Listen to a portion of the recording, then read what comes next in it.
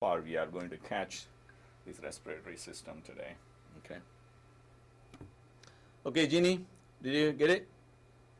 You follow? Okay, good. Go into the document camera. Okay.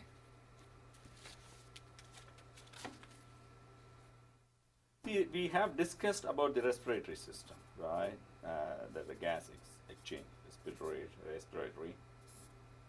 And respiratory system, we are going to discuss in this class with or without of hemoglobin. Okay, so that is this part of this lecture today, and then we will see this other part. See, the movement of gas from air to an organism, from air to the organism, and what happened from the organism which will produce CO2, and that should be eliminated, right, back to air.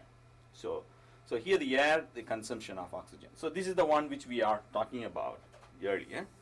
But now, what we need to do, how this process is driven from air to organism and back to the air. Okay. So let us see. Air, I write air. Okay. This is the organism. Okay. And you get into blood, that's the circulatory system, and then here the tissue. Okay. Now, from the air, you get oxygen, and that should go into the blood, and then blood to the tissue. And from tissue, you get more of carbon dioxide because of the metabolism.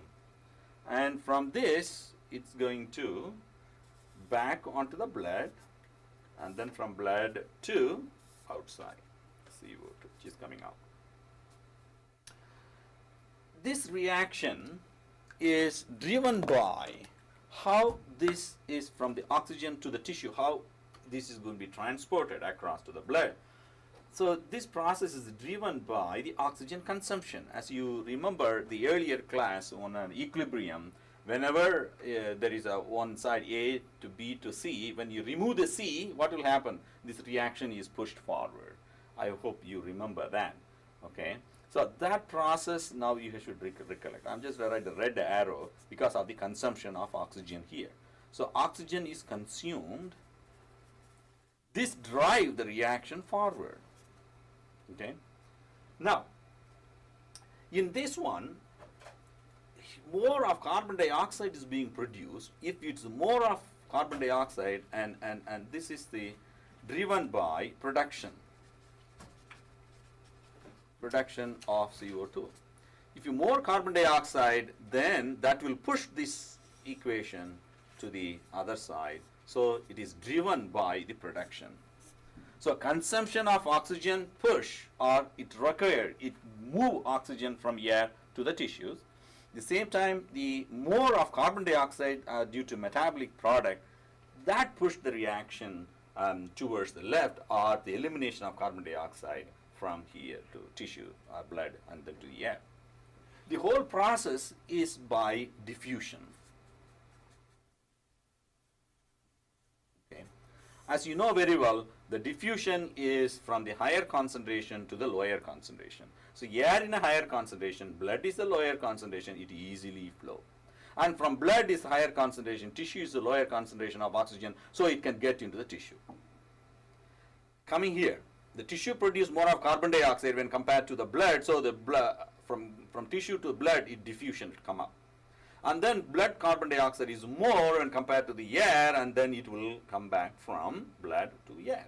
So the process is diffusion. So we will see how it's going to happen in the system. Okay? If nothing happens, if both oxygen and carbon dioxide in this, it maintain an equilibrium. So because of the diffusion, as you know very well, from air to the tissue it can go through because of diffusion, and from carbon dioxide from tissue and back to the air because of the diffusion.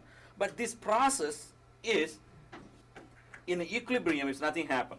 But the tissue oxygen, this one, it produces more of carbon dioxide. And this process is inefficient. inefficient, meaning it is not meeting the demand of more of oxygen consumption. Okay, there is oxygen is going out and then it's coming out, that's fine. But the more tissue oxygen is being, more consumption is here, then you need to have some other process which is required. Okay, that you should understand now. Let us see. The tissue produce carbon dioxide, drive the reaction backward, which I mentioned before. Okay, now this all depend upon the diffusion. Now I'll explain the diffusion process. Okay, the air, how much the oxygen is going to be, or partial pressure, or you can have the ml. This is a milliliter per liter. This is the volume present in the air of oxygen, partial, PO2.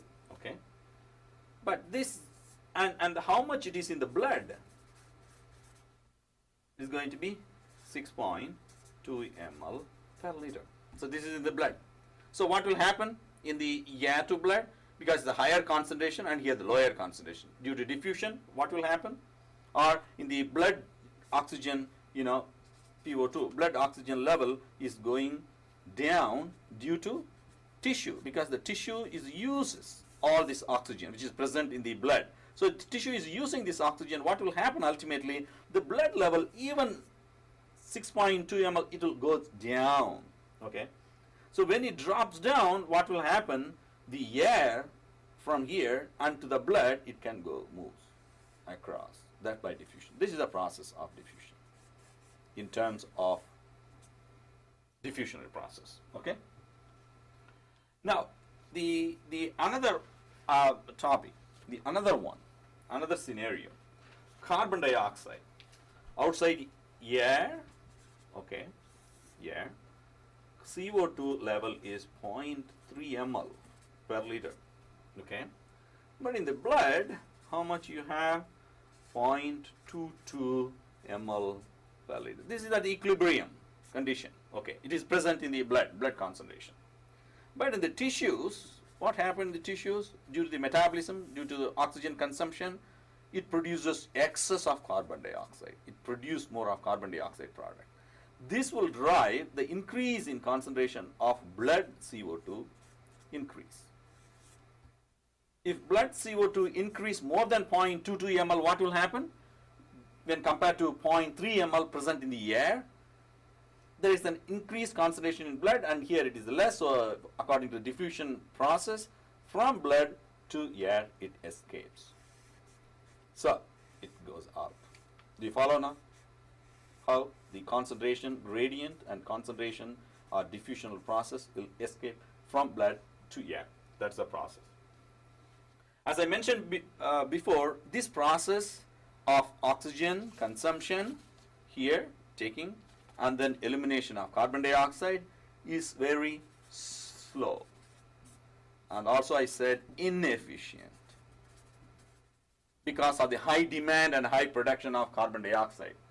So we need to know the chemistry of hemoglobin. Hemoglobin. Now what is the role? If you have the diffusionary process, yes, oxygen comes and then it will goes, yes, that's it, getting into the blood, yes, it comes out and goes. But what is the purpose of this hemoglobin? So that's the part that we need to know. Before that, we should know about the chemistry of hemoglobin. Okay, and how the hemoglobin is binding to oxygen and also the carbon dioxide.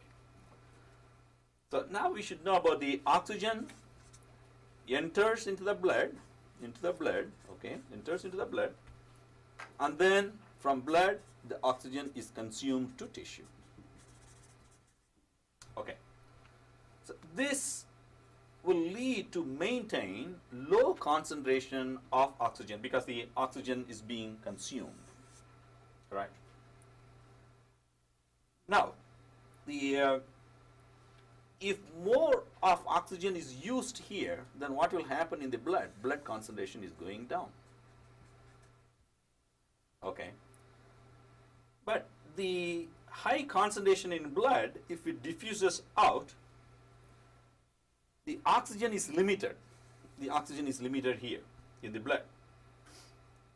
So what happened in the evolutionary adaptation? Now, evolutionary adaptation. To maintain constant supply of oxygen to the tissue, there are some pigments, which is we call it as a blood pigments. Blood pigments maintain the constant flow of oxygen. Suppose without the pigment, what will happen? Blood has 6.2 ml. Okay, that will go and then that will be used. And then all on a sudden, this blood is dropped severely with the oxygen. Then tissue is hungry of oxygen. Again, this blood should circulation, go to the lung, and then getting back. That is, at the time, the tissue will die off. You know, it needs constant supply of oxygen. For that, there should be something else should be maintained. That is the evolutionary adaptation here. You have blood pigments. What are the blood pigments? Which we call it as a hemoglobin. Hemoglobin. Okay. Otherwise, we call it HB. What is this hemoglobin now? Okay. HB, hemoglobin. This is an iron binding protein. Iron binding protein. Okay. Another one, we call it as a hemocyanin. This is hemocyanin, Hemocyanin. Hemocyanin, which is present in some other animals. And this is a copper binding protein. Copper binding protein. Okay. It will also do the same job, but it in the other animals, not in the human. So the another protein, we call it as a myoglobin. It will also transport of oxygen, but this oxygen carrying proteins. Oxygen carrying protein present in muscle, not in blood. Imagine. Okay, please remember that it is not present in blood. Myoglobin present only in muscles, carrying the oxygen into the muscle tissue, not in the blood. But hemocyanin, which is present, is a copper binding protein, that in other animals, not in human. Hemoglobin is the one with iron binding protein present in the blood, and that is in the humans, and also other animals as well. Okay. Now, let's go into the hemoglobin structure and how this is going to be functional. Okay, hemoglobin. It consists of 4 subunits, the hemoglobin. Okay, 4 subunits like that. I put it like this: 2 alpha subunits and 2 beta subunits. Okay, here you get that alpha, beta, and beta, like that. Alpha, beta, and at the center you get the iron binding heme groups are there. Okay, this is a heme group. So each subunit can bind with 1 oxygen atom. 1 oxygen can bind to each. Okay. But the whole molecule of hemoglobin molecule, how many oxygen can bind? 4.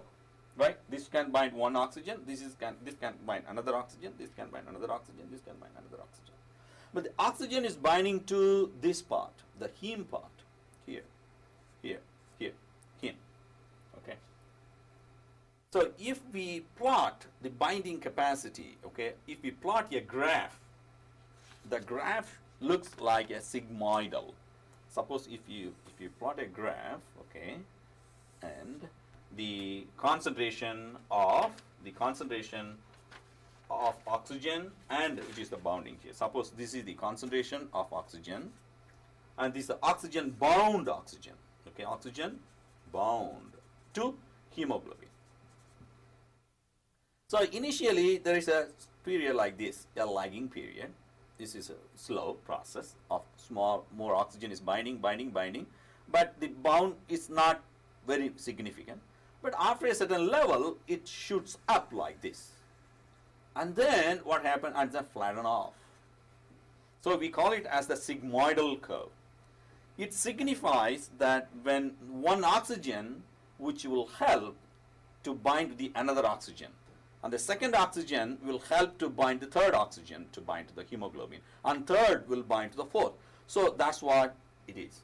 So this curve, the sigmoid curve, called sigmoid, S-I-G-M-O-I-D, M-O-I-D, sigmoid curve. That's very important. The sigmoid curve, it denotes that the cooperativity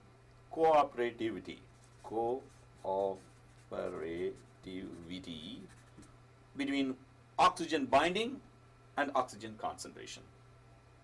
If more oxygen binds, then that lead to increase in concentration of oxygen in blood. There's only a certain amount. That is correct, because there's a limited with 4 oxygen can bind to 1 hemoglobin molecule, correct? So it works like a, have you ever heard of the stamp? I don't know whether I have the stamp now. Let me see. The simple process which with which we can easily explain this process. Let me see. Oh yeah, I have it one, please.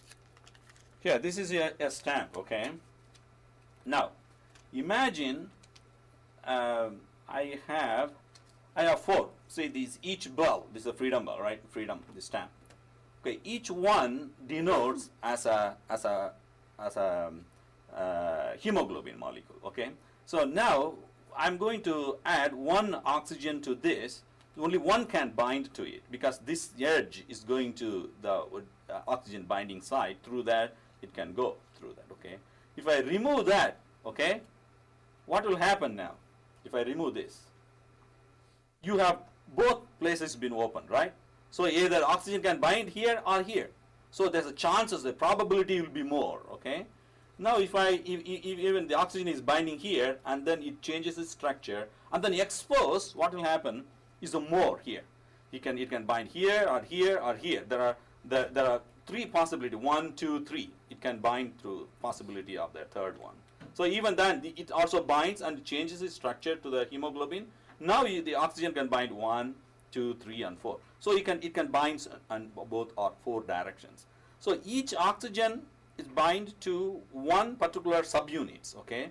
But each subunit will cooperate with the another subunit so that one oxygen is binding to one subunit that exposes the binding site for the next one. Then the probability increases. Then the second one increases further. And then the third one increases further. So that's why it is. It's very simple to explain to you. Otherwise, it is very difficult. Do you follow now how the cooperativity, right? Cooperativity. That's the thing. One hemoglobin binding to oxygen, that helps to binding of the next hemoglobin molecule. Next oxygen molecule to binding to another subunit of hemoglobin. So that you should understand that part. Okay. Now, this is okay in a normal adult one, but if you think on the fetal one, okay, suppose if the fetal, that's the mother side, and the fetal hemoglobin, it behaves little bit different. Suppose if this is placenta, so okay, this is placenta. So here this is the adult one, mother, the hemoglobin, and it is being, oxygen is there, okay, in the hemoglobin, oxygen, oxygen, oxygen, okay. But in the fetal one, this is a fetal and hemoglobin. And here the fetal side of hemoglobin as the embryo is growing. So the oxygen from the mother to the fetus here, this is highly favorable. In other words, this fetal hemoglobin consumes, or the affinity is greater. So ultimately what will happen when the embryo is growing? It will take up all the oxygen which is present in the mother's blood. It can easily, even just one hemoglobin, it can the transfer of oxygen speed up here in the fetal, because the fetal hemoglobin behaves or it increases the affinity towards oxygen will be more here. So that is the process in the fetal hemoglobin. And this is the adult hemoglobin. What we discussed before, the sigmoidal curve here, it's an adult one. But here the curve like this, it will go, okay. But in the fetal, it won't get this lagging period. Even it will shoot up from here. It will go like this immediately as soon as it goes. So it will vary depending upon the binding capacity of hemoglobin. Okay. So that you should understand how the oxygen is transported across the fetus. Okay. Now, the next part is to the use of this one. Okay. That the hemoglobin, how the hemoglobin is present in the blood. Hemoglobin is packaged. HB denotes hemoglobin. Okay, packaged into where? Into where the hemoglobin will bind here? Red blood cells. Hemoglobin binds in the red blood cells, or we call it as erythrocytes. Erythrocytes. Okay. And where this RBC is coming from? Now we will see the origin of the hemoglobin. Now hemoglobin is present in the blood, as I mentioned, and where it is present in the blood? It is present in the RBC. Where the RBC is coming from? The RBC is derived from bone marrow. Bone marrow. Okay. And the bone marrow, they have stem cells called hematopoietic stem cells. So that is present in the bone marrow. So the fashion it divides like a one stem cell. This is a one stem cell. It divides into two daughter cell. Okay, this is the mother cell or the stem cell, and this is the daughter stem cell. Okay, so if it divide into two, the stem cell, the one daughter cell differentiate back to the mother stem cell, and this another one, the second one, which will differentiate into blood cells. Blood cells, if I say blood cells, it will work on RBC, white blood cell, platelets, okay, which is coming from, this all of them coming from the stem cell. The stem cell, where the stem cell you will find? Bone marrow. Okay, so bone marrow is the origin of the red cells or the blood cells. Okay. Now, how this RBC now is being regulated, the synthesis of RBC now. Okay, we will see that one. The direction of differentiation, see here. So as I said, blood cell, and blood cells contain RBC, WBC, and as well as here you have platelets. But how the organism will know, hey, I want more RBC, I want more WBC, I want more platelets. How do they control the synthesis of these cells? Let us see that one. So if the oxygen levels is low, if the oxygen levels is low in the environment, so at that time the body requires the higher, it cannot cope up with the less oxygen outside. But at the same time, if it increases the RBC number or hemoglobin content, so that it can just adjust itself or adapt itself to get more oxygen. So the process is, if the oxygen level is low in the blood, okay, or if the consumption is more in the tissues, either way, then the liver, okay, it produces a hormone,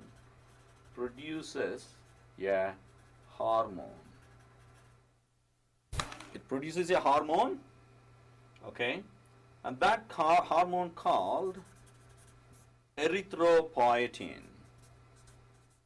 ERYTHRO,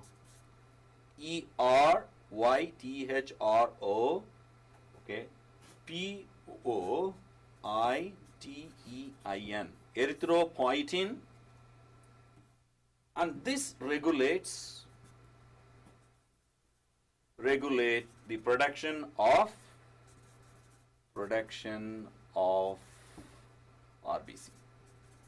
So if there is oxygen demand is more or the oxygen level is going down, so the liver starts synthesizing erythropoietin hormone, and this erythropoietin will regulate in the stem cell differentiation process, and thereby it will produce more of RBC, and that will help. In some pathological conditions, the RBC level is going down or the hemoglobin is low. At the time also there is something is going on in the liver, or the liver is being damaged. You cannot produce more of erythropoietin. At that time you have to supplement with erythropoietin from outside to keep the RBC which is coming up. Okay, so that is the process. Now the next part is the more red blood cell as a result of erythropoietin. Now the RBC start expressing a protein now, because RBC is synthesizing now, because erythropoietin increases the RBC number. Okay, so now the RBCs, new RBCs which is synthesizing, okay, start expressing, new RBCs start expressing proteins. These proteins, number one, hemoglobin, okay, and another protein, number two, is carbonic anhydrase, ANHYDRASE,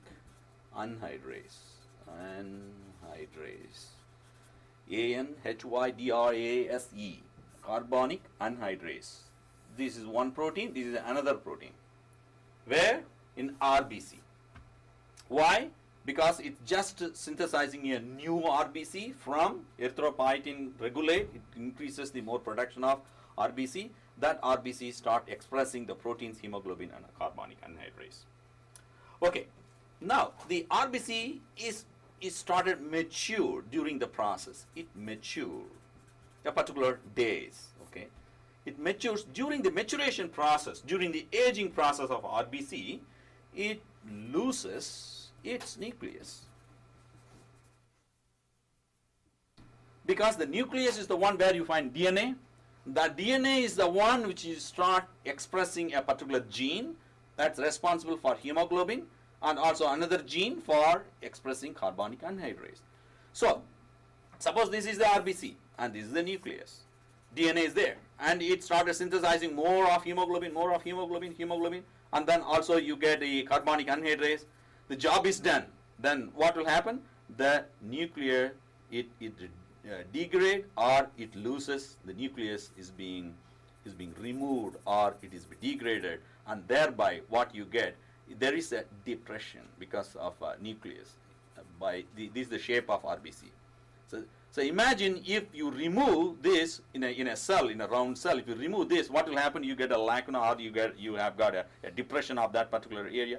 That's why you get the RBC looks like a biconcave structure, because this is the depression is due to the loss of a nucleus. The nucleus is being removed from this.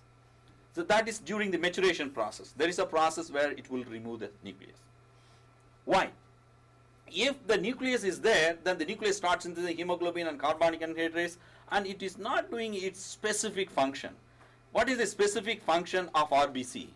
Specific function of RBC is to transport. Is a transport of gases, right? So the RBC function is transport. Transport of oxygen and carbon dioxide. If there is a nucleus, what will happen? The nucleus will do the other function, so the general function will be affected. So the nucleus is removed, then the function is more efficient. So that's why, you have to use a person to a particular job. You cannot ask a barber to become a cook, because they don't know what they are doing it, right? So you have the professional carry. So here the RBC is a professional. The professional to use the gas and gas exchange to the tissues. It is not required. RBC is not required to divide, or it is not any other function to the hormone secretion or any other function. No, there is no purpose. There is one purpose: transport oxygen, transport carbon dioxide, period. That's all. Then after that it will go and it will die. That's the one just we want. So we want to have the RBC do the same function. Okay.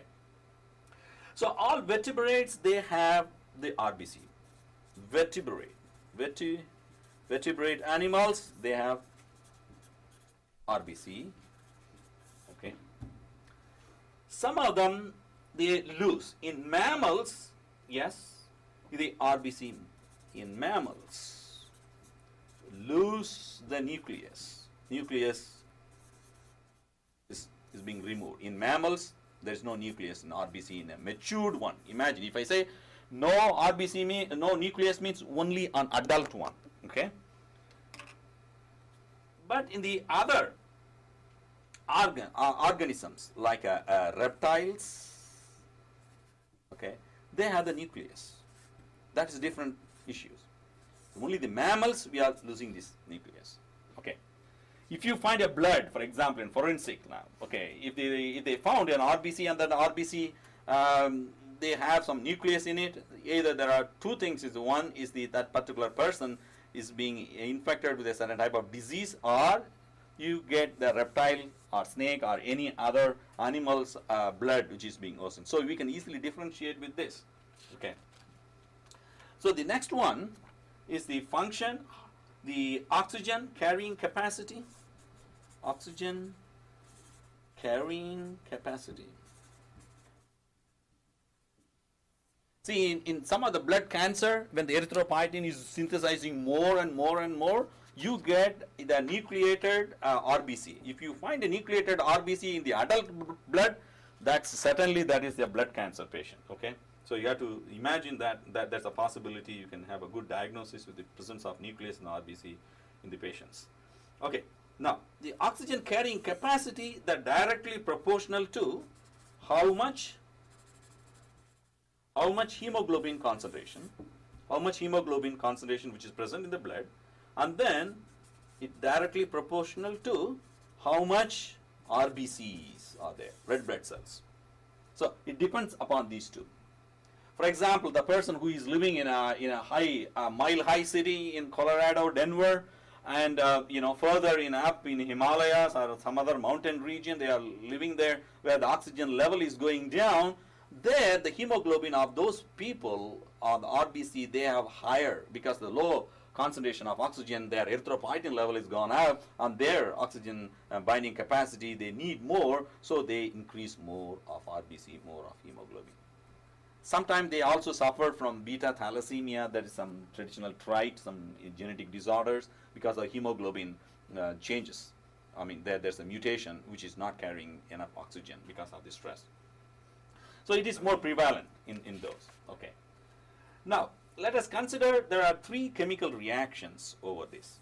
What the oxygen carrying capacity in terms of, we are going to explain in three different chemical reactions. Okay. So up to this, do you have any question? Oxygen carrying capacity? No? Yes? Okay. Now, first reaction is oxygen is binding to hemoglobin. Okay. Hb is for hemoglobin. And it is a reversible reaction. Okay. Hb, and then I put a dot, that's a bond, O, oxygen is binding. Okay. Hemoglobin, the subunits and everything. I put in symbolically Hb and O2. And then it also produces a H plus, because the H plus which is coming from the hemoglobin protein, and that hydrogen, instead of hydrogen, the oxygen is binding to it, because the affinity towards that particular protein for oxygen is more than this hydrogen, so hydrogen is removed, and that is going to be there, the releasing hydrogen ion. And this is a reversible one, this reaction, HbO2 and Hb and O2 is being released. So if it is the forward reaction and backward reaction. So this reaction is a pH dependent, meaning because of the hydrogen ion release. Okay. Also, this reaction is also dependent upon the concentration of carbon dioxide. Okay, the release. So if there is a more of carbon dioxide is present in the tissues, what will happen? This HbO2, the hemoglobin oxygen, that favor backward so that it releases oxygen and hemoglobin to the tissue. So it depends upon the pH, this reaction, as well as the concentration of carbon dioxide. So in the lungs, what we are going to see there, it's this process, forward reaction, where it favors more here, acidity as well as hemoglobin binding. But in the tissues, what happened, where the tissue produce more of carbon dioxide, that environment favor the blood hemoglobin oxygen binding molecule to release the hemoglobin molecule as well as oxygen that is being used for the tissues for the metabolism. So that is the mechanism. Now, let us consider the second reaction. The second reaction, CO2, carbon dioxide plus water molecule, that is going to convert to carbonic acid, H2CO3, which we have already seen now, okay? And then this carbonic acid is going to be a reversible reaction, okay, carbonic acid. It's going to be bicarbonate ion, HCO3 minus and H plus. Okay, this is a bicarbonate and the hydrogen ion. Okay. This also, there is another reaction here. This is also a reversible reaction. That depends. We will see that one. The carbon dioxide and with water, when you mix up, this reaction to form carbonic acid is slow reaction. Is slow. It's very slow. Because if you mix together, it is not going to be there. So it will take a while. So the reaction is slow. Or otherwise, I can put it like a spontaneous reaction. And the reversible one, the reaction which is going from carbonic acid to carbon dioxide here, it is going to be fast one. Okay. And this is being favored by the fast reaction. This has been favored by carbonic anhydrase, Ca. I put Ca means carbonic anhydrase. So what happens, the carbonic anhydrase, which is present in RBC, which I mentioned before, right? So that will favor to this carbonic acid back to the carbon dioxide, and thereby it can release over there in carbonic acid present in the RBC, which I mentioned earlier. Okay, this reaction is fast, and the carbonic acid to bicarbonate, because this is as an intermediate, otherwise this reaction is, this is also a fast reaction, but this one is an unstable molecule. So it is immediately converted into the bicarbonate ion. And this reaction is a bidirectional as well. Okay. But in this one is a bidirectional, but at the same time one forward reaction is slow and then backward reaction is fast, that depending upon the presence of carbonic anhydrase in the tissues. Okay. So now the next one, if you find the carbonic anhydrase, where you find this carbonic anhydrase? It's present in two places. One, it's present in RBC. Number two, it presents in the endothelium of lung capillaries. Okay, endothelium of lung capillaries. In the RBC, it carries the what? It carries the carbon dioxide, okay, from the tissues and to the lung. It carries that. For that, you need Ca, carbonic anhydrase reaction in RBC. Okay, when it is present in the blood, it releases into the blood. Into the blood means in the plasma. Then the carbonate or bicarbonate or this carbon dioxide, that should be eliminated to outside, where the endothelium of lung capillaries plays a major role using these carbonic anhydrase, take the bicarbonate ion back to carbon dioxide and releases more. So this, in two ways, this carbonic anhydrase can help. Okay, in two places it present in abundant amount, carbonic anhydrase. This plays a major role in maintaining the gas exchange. So whenever the surgery, I don't know whether anyone is working in a surgical assistant or not, but in the surgery room or operating room, they always monitor this enzyme, carbonic anhydrase level. That will determine whether the consumption of oxygen or respiratory process for a particular patient under anesthesia. So they want to maintain the gas exchange. There's a gas monitor. At the same time, they also monitor the Ca too. Okay. So let us see the third reaction now. Third reaction, okay, where CO2, carbon dioxide, plus hemoglobin plus oxygen. Okay, and this will, it is present in the RBC, but is a reversible reaction as I mentioned before, and you will get HbCO2 plus oxygen, and this oxygen is used into tissues.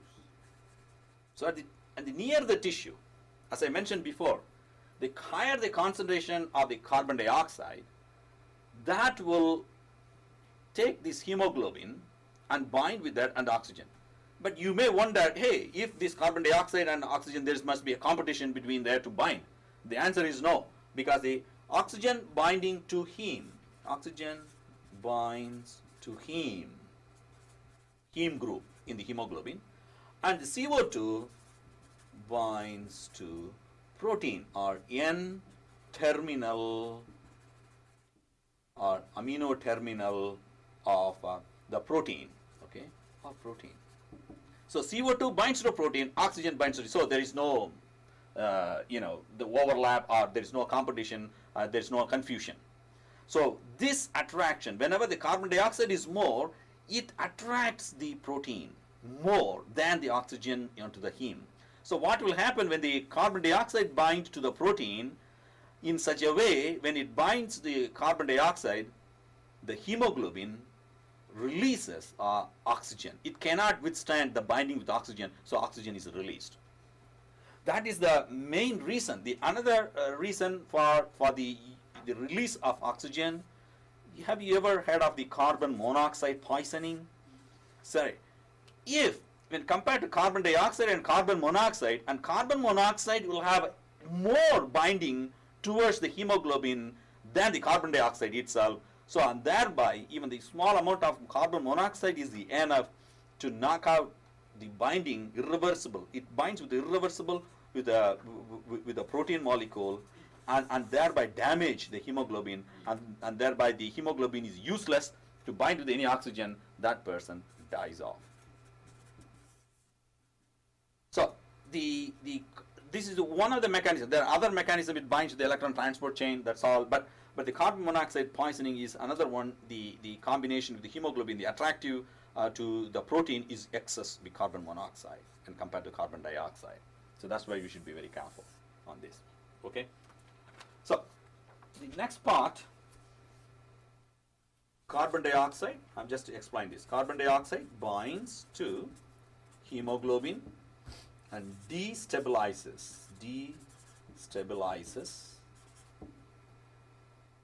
the oxygen binding region, oxygen binding heme group, right? Heme molecule, and release, R-E-L-E-A-S, release oxygen or liberate oxygen that is going to be used in tissues for the metabolism, for respiration.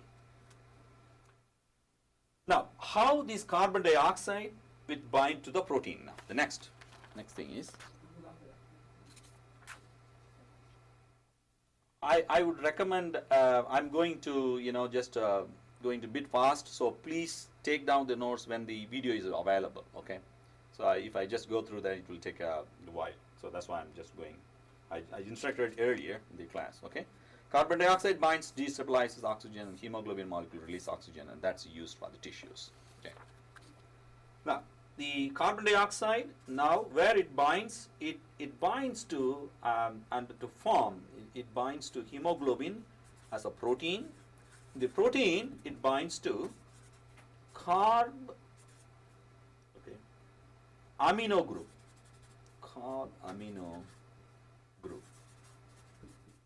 C-A-R-B-A-M-I-N-O-G-R-O-U-P. Carb-amino group, that is the N-terminal or the amino terminal protein, and it N-terminal, and it liberate hydrogen ions. This also liberate hydrogen ions, okay? And that is, I put it in a reaction, in a chemical reaction. Protein, amino group, plus CO2, it gives a reversible reaction, H plus, and also what is the product? H plus and protein and then the amino group NHCOO minus. So this is the carbon dioxide here. So when the carbon dioxide is being attached to the protein molecule, or the N-terminal protein molecule, it releases the hydrogen. So where it binds, the carbon dioxide binds terminal amino group, terminal hemoglobin or amino group, okay. So that's why it is not competitive to the heme. Suppose if this is the hemoglobin molecule, I told you the oxygen is binding here, but the carbon dioxide will use only here, outside, the terminal. Here the carbon dioxide binding here. So there is no competition between them. But when it binds here, it releases this oxygen from here. So that's the part that you should remember. So it binds here, so the protein molecule changes its shapes due to the attractivity or steric factor. I put it a steric factor because of the destabilization of bond, and that releases the oxygen from the binding nature. Okay? So this reaction is important to the work. Yes? Which one? This one? This one? Protein, and it attaches to nitrogen amino group, NH molecule. It attaches NH and then COO minus molecule. That's the carbon dioxide. This is the carbon dioxide where exactly it goes and binds. Okay? Amino terminal. Okay? Yep. Okay. Now let us put together all this reaction 1, 2, 3 put together in the tissues. Okay? Then what happened in a different way, like we will explain. All these three reactions what we have seen in. Okay, now we will see in tissue what happened. In tissue, what this reaction. So this is in a tissue, any tissue, where it uses the oxygen. Okay. Now, and then the tissue, I'm writing the one tissue, one cell, like one cell. Okay. And then this is here you got the endothelium process here. Here the endothelium, where you get the capillaries, right? Endothelium capillaries. Endothelium. What is endothelium? Endothelium, here the endothelium, this is endothelium. In between that the blood flow is there, right? Blood flow.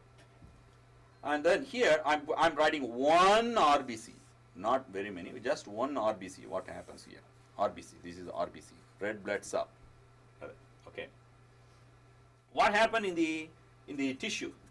When the tissue will do the metabolism and it produces more of carbon dioxide. So it produces CO2.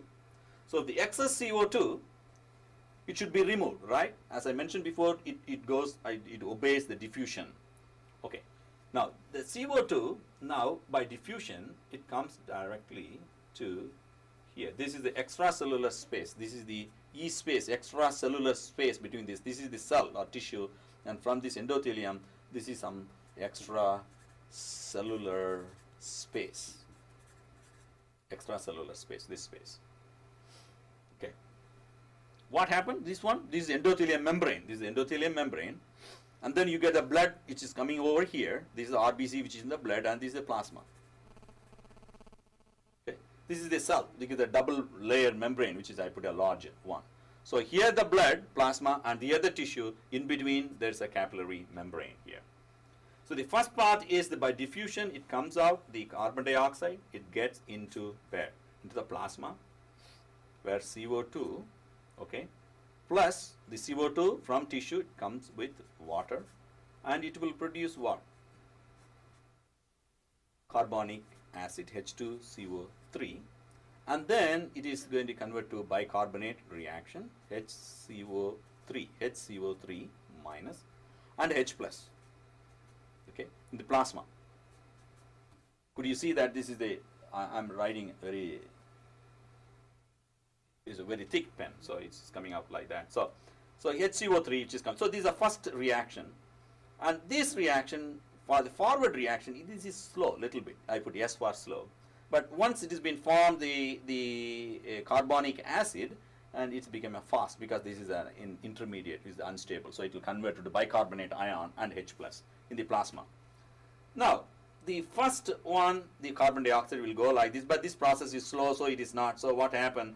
Then it will go on to the next phase, and inside the RBC, another one, another carbon dioxide plus H2O, the same reaction, okay, but here it is fast reaction. This is fast, okay, this is fast. I put the fast one, H2CO3, and then it's a reversible reaction, and then HCO3 minus, and you get a H plus ion. Just I'll just extend that one too. Okay, this reaction is fast when compared to this low because you get Ca, carbonic anhydrase reaction. This enzyme that is present only in RBC and not in the plasma. That's why this carbon dioxide consumption will be more here, and that's converted to bicarbonate ion. Then another reaction. This is only the cytoplasm of the RBC. Now, if you get into the hemoglobin, the other molecule CO2, combined with Hb oxygen. Okay, because the RBC carrying oxygen from lung, that is also there, that's waiting. Okay, when this carbon dioxide, because of the excess of carbon dioxide here, and that has been used in RBC, and where it binds with the hemoglobin, as I mentioned, what will happen? It destabilizes the hemoglobin molecule, attaches to the oxygen, and that releases, this is a reversible reaction, HbCO2. It binds with the carbon dioxide bind to hemoglobin, and it releases oxygen. And this oxygen now is available. This oxygen is available to the tissue. So it will diffuses across the plasma and across the endothelium, across the extracellular space, and now the oxygen is there. Why? Because the oxygen is already been used by the tissue, produce more of carbon dioxide. So here the low level of oxygen. So low level of oxygen, and here in the plasma where the higher level of oxygen, by diffusion, if this oxygen is liberated from RBC, it can easily diffuse the plasma and easily across the endothelium and goes there by diffusional process because of the concentration gradient present from RBC to the tissue. So when carbon dioxide push this hemoglobin binding with the oxygen and liberate oxygen, that will go back. So now, what will happen this bicarbonate again here? So this bicarbonate reaction, which is being here as well as here, it's being produced, okay? The bicarbonate in the RBC, there is a transporter which is present here, and the chloride ion which is present in the plasma, and this will go in. At the same time, the bicarbonate is going out, okay, in the RBC. So what you will get more of bicarbonate, because this process are bicarbonate, and whatever the RBC producing bicarbonate, that is also going to be there. So this plasma will enrich more of bicarbonate. Okay, you follow now? This is happening at the tissue level where the oxygen consumption. Now you should know where the oxygen is coming from by diffusional process, and it also produces carbon dioxide, and how this carbon dioxide now is converted been binds with the hemoglobin, and there are three processes in the plasma and then a cytoplasm of the RBC, and also it binds with the hemoglobin, and thereby it liberates the oxygen that is being available. This is happening in tissue. Now, this extra, what happened? The bicarbonate in the form of carbon dioxide, that should be eliminated in the lungs. Now let us see what happens in the lungs. Okay. Okay. The lung tissue,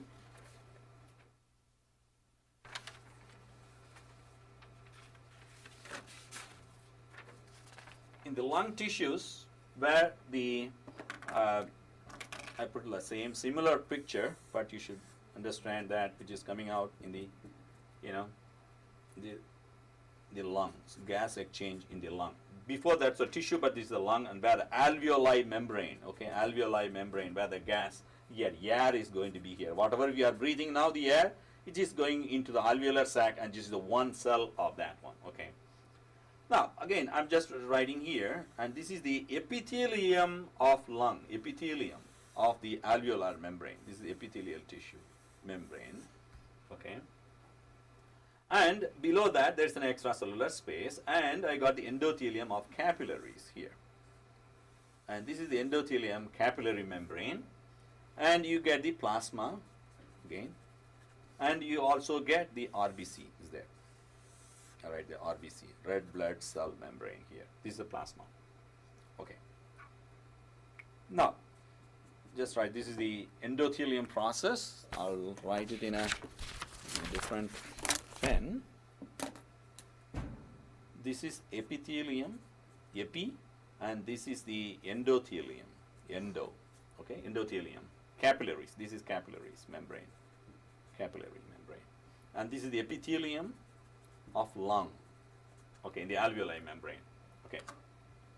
So in the air, what you get more of oxygen here, right? More of oxygen. And this oxygen now is coming. And directly by diffusion, because the blood level is going down when compared to air, so it can diffuses out. So oxygen is getting into the RBC, and it binds with what? Hemoglobin, okay. And this hemoglobin, it will bind directly to where? Hemoglobin heme group, HbO2, and then it produces a hydrogen, H+. Okay, it's a little bit of, more hydrogen ion means you get more of acid. Right. In the RBC, another reaction where you get the, with the bicarbonate already there, I mentioned before, CO3, okay, minus plus H+, this reaction, it will favor to H2CO3, carbonic acid, and this carbonic acid eventually goes to where? H2O and plus CO2. And this reaction is favored by carbonic anhydrase, already there, in the RBC, okay. When compared to this reaction, carbon formation to carbonic acid is not favored because this reaction drives the reaction backward, so more of carbon dioxide will be produced. Also, the H+ from the binding of oxygen to the hemoglobin produce the hydrogen ion that will feed more hydrogen ion to this reaction. Whenever if you add more of hydrogen, this reaction is moving backward. Because of this addition, it forms to form this carbonic acid, and this carbonic acid eventually by carbonic anhydrase, you get more amount of carbon dioxide produced from the bicarbonate, and that is now eliminated out to the lung by diffusion process. CO2 is eliminated in the lung there. That's one process. See, the partial pressure of the carbon dioxide is here is is more than what is present in the air, so that's a diffusional process it can go through. Okay, the another reaction is here now is the HCO3. Already I told you in the plasma, which we the earlier slide. In this one, the reaction in the tissues, more of bicarbonate is produced in the plasma, and also from RBC the plasma also is coming here and loaded with bicarbonate. That bicarbonate now it's going to convert it into H2CO3 bicarbonate, right? And then this is also a backward reaction with the CO2 and water. And this carbon dioxide also favored by carbonic anhydrase. If you remember the earlier slide, the carbonic anhydrase is enriched in the endothelium of lung. These are Ca, I put Ca, carbonic anhydrase molecules or the enzyme present in the endothelium capillaries that will favor the reaction of bicarbonate ion towards this, the formation of carbon dioxide. When this carbon dioxide will be produced more by diffusion, it will go to the lung alveolar membrane that is going out. So the whole process, when you think the earlier one, the consumption of oxygen, okay, into the tissues, as well as here the lung, where the elimination of carbon dioxide as well as the oxygen transport by hemoglobin, it comes on hand with the hemoglobin is a central role in the RBC that plays a major role in the oxygen or gas transport process. Okay, so this process, whatever we are doing it right now, which is coming out in a major way of the gas exchange in the process, and especially the carbonic anhydrase, which is present in the capillaries membrane, and that plays a major role to eliminate the carbon dioxide from the plasma into the lung. Okay. So in summary of what we have discussed here, and carbon dioxide exists in three forms. Is that right? Three forms. CO2. It bonds with the hemoglobin, and it exists in the carbon dioxide exists as a bicarbonate ion in RBC. Also, this is exists as a dissolved one in the plasma, like a dissolved, or carbon dioxide is dissolved as a bicarbonate as CO2 and H2O in a bicarbonate in the plasma as well. So this is the three possibility where the carbon dioxide is present in the system. Okay, in the total summary of this particular gas exchange, we found the hemoglobin binds with the oxygen, that destabilized by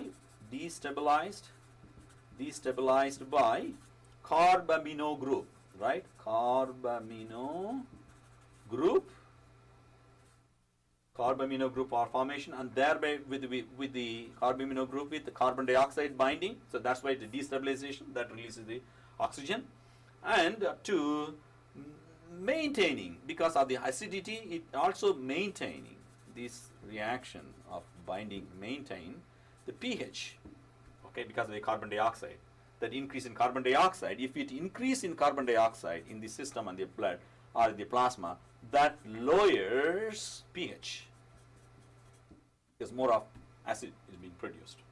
Now, another part which we have studied today, carbonic anhydrase, this drives the carbon dioxide elimination, right? Drives the carbon dioxide either to H2CO3, and then from here it draws the CO2, carbonic anhydrase, it attracts more CO2 into RBC.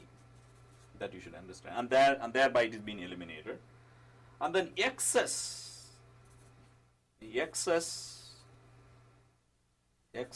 of bicarbonate ion, that drives off, drives off by what? Chloride and channel, right? Chloride ion HCO3 exchanger. So this is present in the RBC, and thereby it can maintain in this. Okay, this is happening. In the lung, what happened in the lung? This is in the tissues, what happens here? This is in the tissues. In the lung, the summary, HbO2 releases H plus ion. This shifts the bicarbonate, equilibrium. Shift the bicarbonate equilibrium to produce more carbon dioxide. This is happening in the lungs, okay? This summary in the lungs. And then the carbonic anhydrase, which is present there in the RBC, as well as the endothelium, which also we have seen now, just now, speeds up. It speeds up what? The carbon dioxide elimination.